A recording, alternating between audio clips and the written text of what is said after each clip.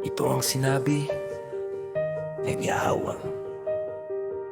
Ang mga produkto ng Aipto at ang mga kalakal ng Kush at ang mga matangkad na taga-Seba, sila ay lalapit sa iyo at magiginiyo. Sila ay maglalakad na nakapiring sa iyo, na dumarating sa iyo na nakagapos. Sila ay magpapatira pa sa harap mo at magmamakaawas sa iyo, na magsasabi, tunay na ang alahaya.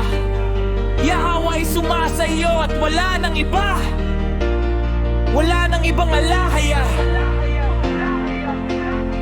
Tunay nga na ikaw ay isang alahaya na nagkubli ng kanyang sarili, ang Yahweh at tagapagligtas ng Israel.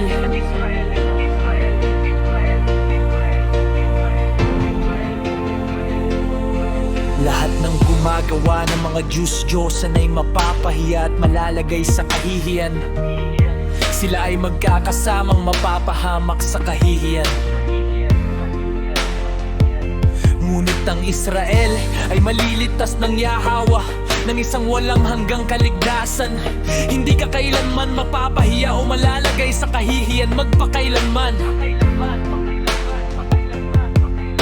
sapagkat ito ang sinasabi ng Yahweh. Siya na lumikha ng mga langit, siya ang Yahweh. Siya na humubog at gumawa ng lupa, itinatag niya ito. Hindi niya ito nilikha upang maging walang laman, kundi inanyuan upang tirahan. Sabi niya, ako ang Yahweh at wala nang iba. Hindi ako nagsalita ng lihim mula sa isang lugar sa lupain ng kadiliman. Hindi ko sinabi sa mga inapunitya ako, hanapin ninyo ako ng walang kabuluhan. Ako ang Yahweh, nagsasabi ng katotohanan. Ipinahayag ko ang nararapat. Magtipon at magsama-sama, magsama kayong mga takas mula sa mga bansa, mga mangmanga, mga nagpapasan sa mga Diyos-Diyos, ang kahoy na nananalangin sa mga Diyos na hindi makapagliligtas. Ipagbigay alam kung ano ang mangyayari, iharap ninyo, hayayang magkaroon sila ng payo. Sino ang nagpahayag nito noon pa man? Sino ang nagbalita nito mula pa noong una? Hindi ba ako ang Yahweh at walang alahayang maliban sa akin?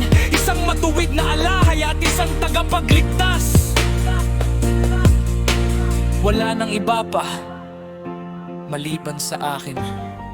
Humayo kayo sa akin at maligtas, kayong lahat ng mga dulo ng mundo, sapagkat ako ang Yahweh at wala nang iba. Sa aking sarili ay isinumpa ko, ang aking bibig ay nagsalita ng may buong katapatan.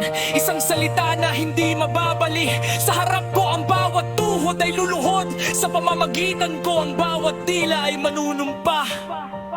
Sasabihin nila tungkol sa akin, sa Yahweh lamang nagmumula ang kaligtasan at lakas.